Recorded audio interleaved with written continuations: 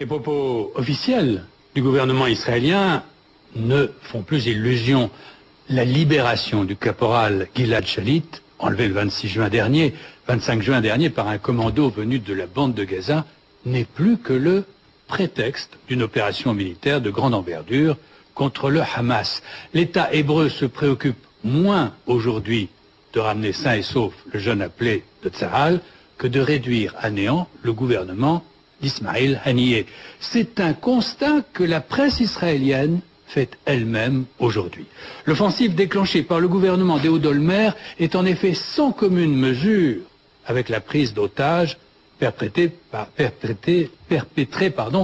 un groupe d'activistes du parti islamiste. Ce rapt, condamnable, ne peut à lui seul expliquer l'isolement, le quadrillage et les bombardements systématiques de la bande de Gaza, la mise en quarantaine de sa population au risque de l'affamer, la destruction du bureau du Premier ministre et l'arrestation de 6 ministres et d'une vingtaine de députés.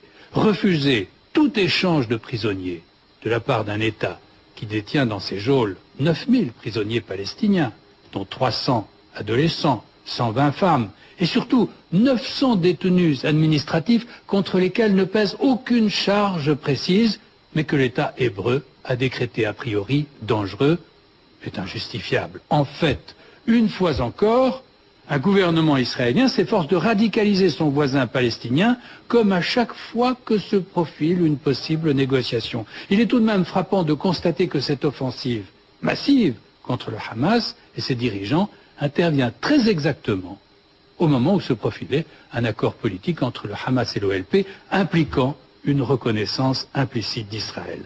Tout se passe en tous les cas comme si l'État hébreu s'efforçait de souffler sur les braises chaque fois que renaissait un timide espoir de négociation, donnant de la sorte raison aux éléments palestiniens les plus extrémistes. Mensonges et violence sont aujourd'hui les deux axes de la politique israélienne. En Palestine, la communauté internationale, curieuse euphémisme, se contente d'aimablement demander à Israël de faire preuve de davantage de retenue. Elle regrette le terrorisme palestinien, mais elle se garde bien d'appeler par son nom celui que pratique l'État hébreu, le terrorisme d'État.